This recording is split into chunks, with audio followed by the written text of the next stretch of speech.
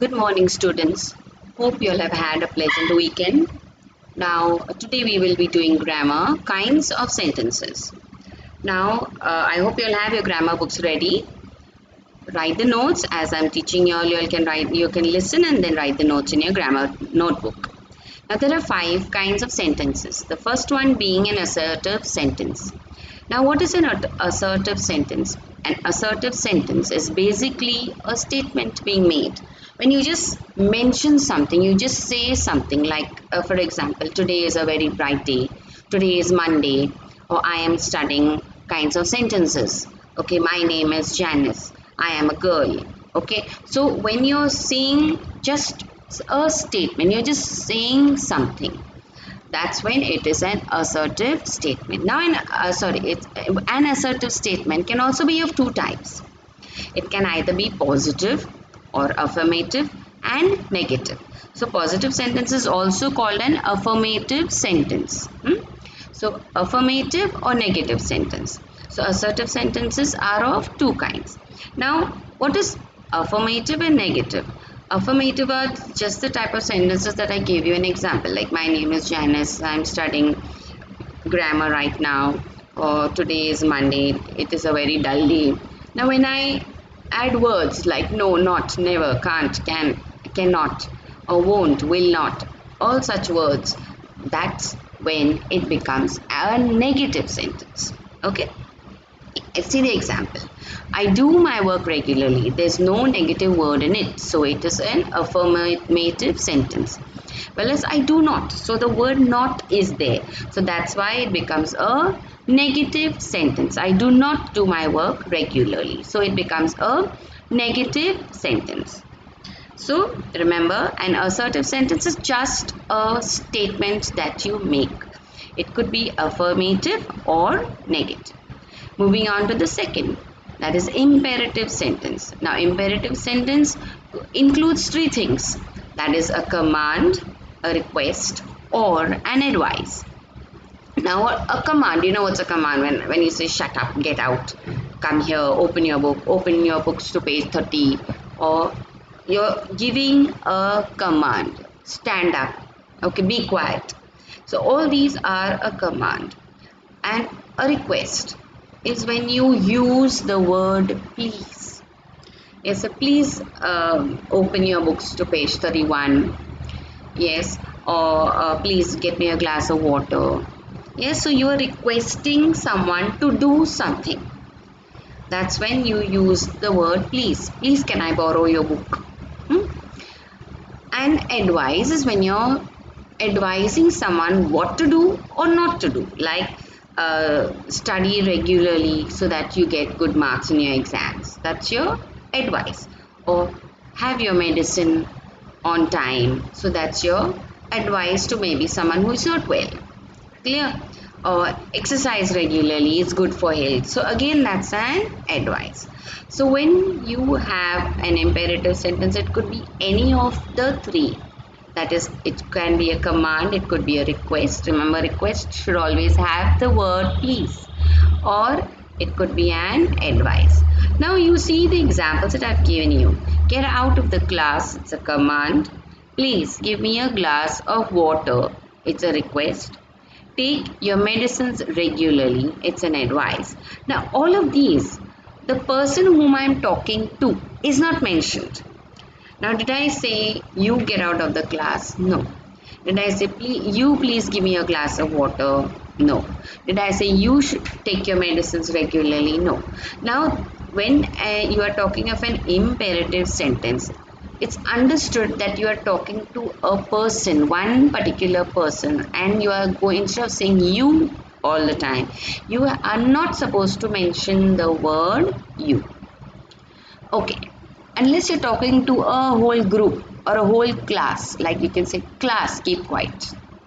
Okay, or sometimes even that's not said. In fact, most of the times that's not said. You just say keep quiet. So when you're in a class, it's understood you are talking to the whole class, as a group, as if they are one. Clear?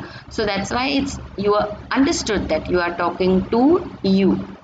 So you do not mention the word you in imperative sentence.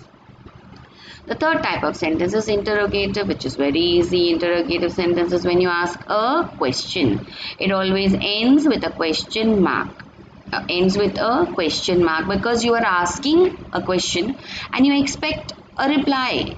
Yes, you expect the person to respond to you with the answer. Correct? So, like for example, what is your name? Okay, where are you going? Are you hungry? So you expect the person to reply to you. So, and always at the end of it, you will have an interrogative mark or a question mark at the end of a sentence. Now, mostly the interrogative sentences begin with WH words like which, what, who, when, why, whichever, whatever, whoever, whenever, and how. Now, how is also included in WH word, even though it doesn't start with WH, but whenever you're talking of WH words, remember even how is included in that. Now, I didn't say it always starts with WH words. I said generally starts, or mostly it starts. It could also start with like, is your name Janice? Okay, but generally this is a rhetorical question, not a question, because the person will say yes or no. You are mentioning that person's name already in the question. Correct. So your question should be, can I go to the toilet? Okay, then your teacher will say yes or no. That's why these questions, you're the word what you want to do is already in the sentence. These are rhetorical questions. So that's why, but these are also included in interrogative sentences. So where you expect an answer in return. You expect an answer in return and it ends with a question mark. That is called an interrogative sentence. Moving on to the next type of sentence, that is exclamatory sentence. An exclamatory sentence expresses sudden feelings. It could be a sudden feeling of joy, a sudden feeling of horror, maybe sorrow, surprise, yes, shock. Any of these feelings which is expressed suddenly is an exclamatory sentence. Now this can be, it always ends with, this can be in two ways, one, in a sentence which ends with an exclamatory mark, or where you have specific words which express or signify when you joy, sorrow, happiness, shock, surprise. It signifies that. So when you are writing those words like oh, wow, and you can say hooray, alas, all these words, the exclamatory mark should be immediately after these words. Clear? And then it generally doesn't come again in the whole sentence again. Whereas if you don't have these words and you just have a sentence, the whole sentence expresses joy or sorrow, you will have your exclamatory mark at the end. But there should be an exclamatory mark in the sentence. Either it's after these words, oh, wow, or whatever, or at the end of the sentence. But in an exclamatory sentence, there has to be an exclamatory mark. You can see the first example is where the exclamatory mark is at the end. What a fine weather. Yes, so your exclamatory mark is at the end because you haven't used any of those words. Well, as you see the second and third sentence, alas, I'm undone. So as soon as you finish the word alas, you put an exclamatory mark and a full stop at the end of the sentence. Okay. The third, hooray, again you put an exclamatory mark and a full stop at the end of it. We have won the match. So most importantly, you should remember exclamatory sentence always has an exclamatory mark, not necessarily at the end, but in the whole sentence. Okay. Moving on to the last type of sentence, that is an optative sentence. It is similar to an exclamatory sentence in the sense that it also has an exclamatory mark. But here you will not have the words like alas, hooray, oh, wow, but you will have the exclamatory mark only and only at the end in an optative sentence. So the moment you see an exclamatory mark at the end of a sentence, you should be alert. Yes, so you should check it out twice whether it is an exclamatory sentence or it is an optative sentence. Clear? Now what is an optative sentence? How is it different from an exclamatory sentence? Now exclamatory sentence expresses sudden expressions, okay, sudden feelings, whereas optative sentence expresses a wish or a prayer. When you wish for something, you want to pray for somebody else or pray for yourself, that's when you have an optative sentence. Like, I wish I were as rich as Ambani. Okay, so that's a wish. Then here, as you see the first example, may you live long, that's a prayer for that person. Okay, may you stand first in the school, that's a prayer for a child. Clear? So that's when it is an optative sentence. An optative sentence always has an exclamatory mark, but it's only and only at the end of the sentence. So I hope you all have understood all the 5 types of sentences: assertive,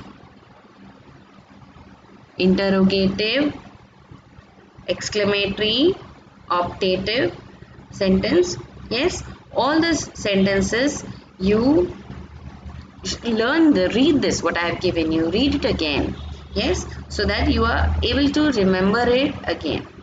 Clear? Now the exercise what I've given you, you just write the question, like, may you achieve success. You write the sentence, under that write the word ANS, answer, and then write whether it is optative, exclamatory, interrogative, assertive.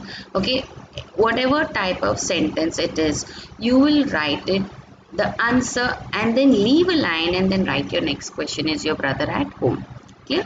So do this, and I'm sure you all have understood everything, because you all are smart children and you all will get all the answers right. Even then, if you have a doubt, you can ask me on WhatsApp. Okay, thank you. Do have a good day.